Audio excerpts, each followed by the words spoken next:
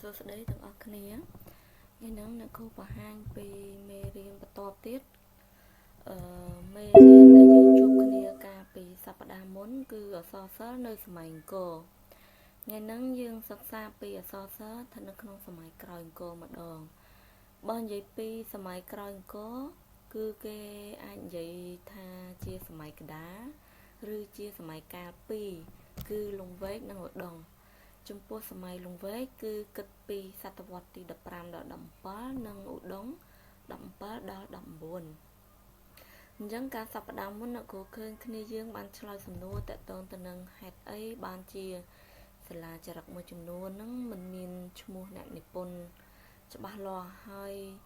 ចំនួនគរុនិស្សិតដែលបានឆ្លើយហ្នឹងប្រហែលជា 30% ទេប៉ុន្តែក៏អរគុណទាំងអស់គ្នាដែរដែលបានចូលរួមឆ្លើយហើយចម្លើយហ្នឹងគឺអត់មានថាខុសទេគឺប្រហែលគ្នាដោយសារពួកយើងបានអានឯកសារនិងចំណេះដឹងពួកយើងមានស្រាប់យើងស្រាវជ្រាវបន្ថែមណាអញ្ចឹងថ្ងៃនេះសម័យក្រោយអង្គរចែកជាពីរសម័យលង្វែកនិងឧដុង្គកាលណាយើងនិយាយដល់សម័យលង្វែកគឺអក្សរសាស្ត្ររបស់យើងគឺស្ថិតនៅក្នុងការចារនៅជាសាលាចរិតនៅឡើយទេចាប៉ុន្តែមានជាប្រភេទសាស្ត្រាល្បែងទាំងអស់គ្នាដឹងហើយគឺបើនិយាយពីសាស្ត្រាមាន3ក្បួនទេសនិងល្បែងអញ្ចឹងសាស្ត្រាល្បែងដែលគេយកមកតែងឬក៏សម្រាប់កំសាន្តនៅក្នុងសម័យលង្វែកនោះភាគច្រើនជាពាក្យកាព្យដល់ឡែកនៅសម័យដងជាយកសម័យមាសនៃប្រវត្តិសាស្ត្រខ្មែរពីព្រោះតែព្រះរាជាគាត់យកចិត្តទុកដាក់លើវិស័យអក្សរសាស្ត្រទើបធ្វើឲ្យក្បួនខ្នាតរឿងរ៉ាវផ្សេងឬក៏អ្នកនិពន្ធនឹងកើនឡើងយ៉ាងច្រើនហើយអក្សរសាស្ត្រនៅលើថ្មឬសិលាចារឹកនឹងពុំមានដូចពេលមុនទេសម្បូរតែឯកសាររឿងដែលកត់ត្រាទៅលើក្រាំងឬក៏ស្លឹករឹតអញ្ចឹងសំណួរគេបានចោទសួរថាតើមូលហេតុអ្វីនាំឲ្យកើតមាននៅសាស្ត្រាល្បែងចាអញ្ចឹងទាំងអស់គ្នាសាកល្បងគិតហើយសាកឆ្លើយខ្លួនឯងតិចមើលសាស្ត្រាល្បែងបើយើងនិយាយពីសម័យមុនជាប្រភេទរឿងមិនអញ្ចឹងទេចាតែរឿងទាំងអស់ហ្នឹងកើតឡើងដោយមូលហេតុអីបានជាគាត់និយមទៅលើសាស្ត្រាល្បែងទាំងអស់នោះអញ្ចឹងទាំងអស់គ្នាមើលអត្ថន័យនៅក្នុងសម័យកាលក្រោយអង្គរបន្តិចសិន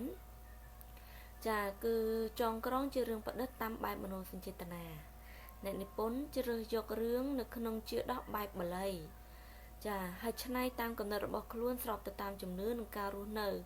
ជាពិសេសគឺផ្សំនៅអច្ឆរិយហេតុចាដែលមនុស្សយល់ថាអាចជួយដោះស្រាយទុក្ខលំបាកបានហេតុអីយើងអាចនិយាយបាននៅក្នុងសម័យកាលនោះ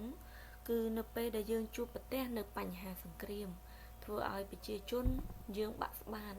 អញ្ចឹងមានតែមធ្យោបាយមួយទេដែលអាចលួងលោមគាត់បានគឺសាស្ត្រាល្បែងនឹងឯង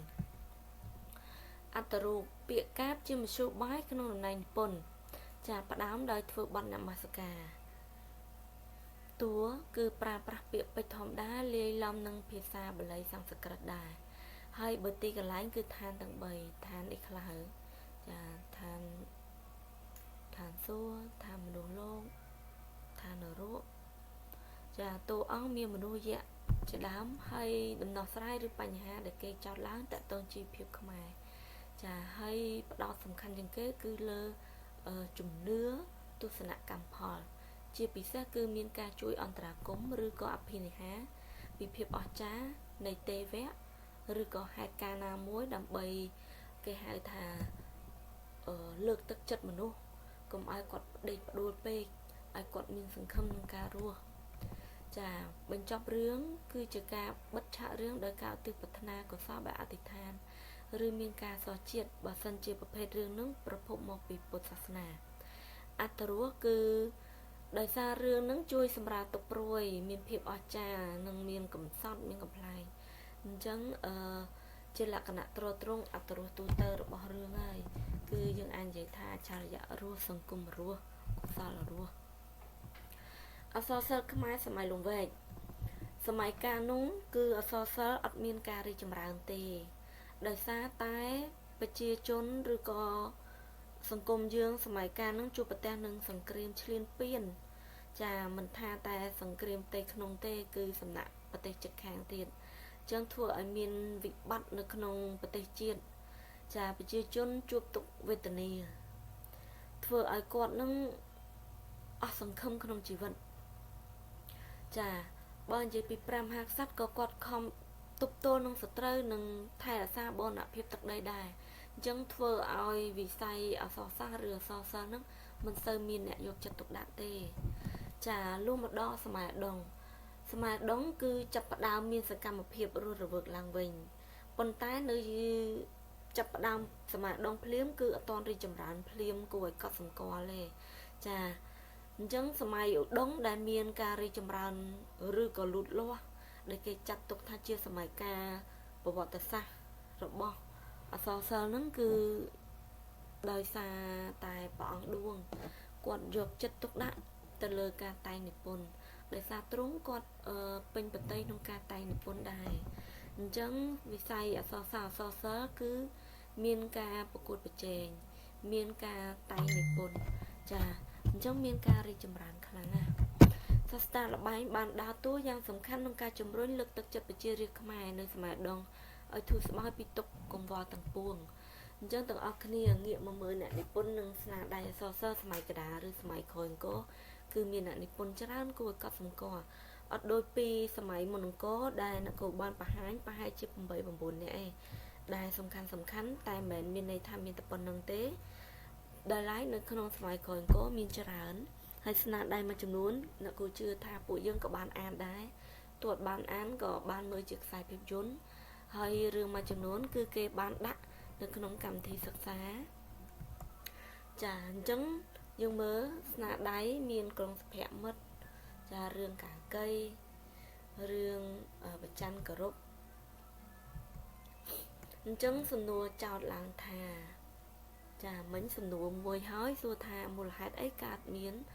សាស្ត្រាល្បែងឥឡូវសំណួរទី2គេសួរថាអក្សរសិល្ប៍ខ្មែរសម័យក្រោយអង្គរមានការរីកចម្រើននិងនិន្នាការដូចម្ដេចចាមានការរីកចម្រើនហ្នឹងគឺចង់ដឹងថាសម័យអង្គរហ្នឹងរីកចម្រើនឬក៏វិវត្តបែបណាហើយនិន្នាការហ្នឹងគឺទំនោររបស់អ្នកនិពន្ធហ្នឹងគឺគាត់តទៅរកអីសំណួរបន្ទាប់ហេតុអីអ្នកសិក្សាអក្សរសិល្ប៍ចាត់ទុកអក្សរសិល្ប៍សម័យឧដុង្គជាយុគមាសចាមកទល់បច្ចុប្បន្នហ្នឹងអញ្ចឹងចំពោះសំណួរទី1ទាំងអស់គ្នាបកទៅមើលឡើងវិញចាមូលហេតុអីនាំឲ្យកើតមានសាស្ត្រាល្បែងបើយើងនិយាយអំពីសាស្ត្រាល្បែងវាកើតមានឡើងគឺដោយសារតែសម័យកាលនោះប្រជាជនជួបការលំបាកមិនចឹងឯងនគរបានបញ្យល់បាញ់មិញចាមានទុក្ខសោកវេទនាបណ្ដាលមកពីព្រឹត្តិការណ៍សង្គមអញ្ចឹងព្រឹត្តិការណ៍សង្គមទាំងអស់នោះធ្វើឲ្យប្រជាជននឹងផិតភ័យចាតក់ស្លុតបាក់ស្បាតហើយជាពិសេសពួកគាត់បានជួបប្រទះនឹងគេហៅថាគ្រោះទុរភិក្សឬជំងឺដង្កាត់ផ្សេងទីបំផុតធ្វើឲ្យគាត់អស់សង្ឃឹមនៅក្នុងជីវិតអញ្ចឹងដើម្បីរំសាយនៅទុក្ខកង្វល់ទាំងអស់នោះចាវិធីដែលរំសាយទុក្ខគ្រោះភ័យដែលញោមញីដល់សន្តានទឹកចិត្តរបស់ប្រជាជនគឺមានតែមធ្យោបាយមួយទេគឺអ្នកនិពន្ធចាគាត់បានប្រើប្រាស់ឱសថដែលជាបាផ្លូវចិត្តឱសថជាបាផ្លូវចិត្តនោះគឺភាពអស្ចារ្យនិងបញ្ហាកម្មផលដែលគាត់បានដាក់នៅក្នុងស្នាដៃអក្សរសិល្ប៍ឬគាត់បានលើកយកមកលាតត្រដាងនៅក្នុងស្នាដៃរបស់គាត់អញ្ចឹងភាពអស្ចារ្យគឺអ្នកនិពន្ធនឹងបង្កើតឲ្យតួអង្គមានសមត្ថភាពទាំងផ្លូវកាយផ្លូវចិត្តនិងផ្លូវសម្ភារៈដើម្បីជួយអ្នករងគ្រោះឬអ្នកទន់ខ្សោយហើយបើយើងនិយាយពីបញ្ហាកម្មផលដែលអ្នកនិពន្ធគាត់ដាក់ឡើងហ្នឹងគឺដោយសារតែអ្នកនិពន្ធគាត់យល់ឃើញថាបុណ្យបាបអំពើល្អឬអាក្រក់សុខទុក្ខចាទាំងអស់ហ្នឹងមកធ្វើជាគំនិតសំខាន់របស់គាត់នរណាធ្វើអីនឹងទទួលបានផលហ្នឹងចាអ្នកដែលធ្វើល្អបានល្អអ្នកដែលធ្វើអាក្រក់បានអាក្រក់ដើម្បីជារង្វាន់ចំពោះមនុស្សល្អគេបានបង្កើតជាឋានសួគ៌ចាបង្កើតជាការលើកទឹកចិត្តនិងផ្ដំទាទោសដល់មនុស្សអាក្រក់ចាហើយគេក៏បានបង្កើតជាឋាននរកដែរឬក៏ពួកប្រែតចាដេរឆាននានាដើម្បីបំភ័យ បំភ័យមនុស្សលោកនឹងឲ្យស្អប់ខ្ពើមអំពើអាក្រក់បំវាយចិត្តគំនិតឲ្យស្រឡាញ់តែកុសលចាអញ្ចឹងមូលហេតុដែលកើតមាននឹងគឺនៃតែមួយទេគឺដើម្បីផ្សះផ្សាលួងលោមមិនអញ្ចឹងណាប៉ុន្តែអ្នកគ្រូជឿថាការបញ្ចូលរបស់អ្នកគ្រូជាផ្នែកមួយទេអញ្ចឹងតម្រូវឲ្យអ្នកទាំងអស់គ្នាអានឯកសារបន្ថែមហើយបញ្ចូលនិងបកស្រាយបានក្បោះក្បាយដោយមានអំណាចនិងផុសតាងអញ្ចឹងងាកមកសំណួរទី2ទៀតគេសួរថាសម័យក្រោយអង្គរនឹងរីកចម្រើនបែបណាអញ្ចឹងដើម្បីឆ្លើយសំណួរនឹងបានទាំងអស់គ្នាត្រូវមើលថាតើសម័យក្រោយអង្គរនឹងចែកជាពីរសម័យកាលលង្វែកនិងឧត្តមនឹងមានការវិវត្តយ៉ាងម៉េចចាអញ្ចឹងយើងត្រូវចែកសម័យលង្វែកនឹងអក្សរសិល្ប៍មិនជារីកចម្រើនប្រមាណទេស្នាដៃមានតិចតួចឬស្ទើរតែគ្មានចាឡៃតែសង្គ្រាមនិងការរាតត្បាតពីបរទេសដោយឡែកស្មារដងគឺជាសម័យមួយដែលគេហៅថាចាប់ផ្ដើមកសាងស្នាដៃអក្សរសិល្ប៍និងមានការរីកចម្រើនឡើងចាហើយគេឈប់ចរិតលើថ្មទៀតហើយគឺគេចរិតទៅលើស្លឹករឹតឬក៏ទៅលើក្រាំង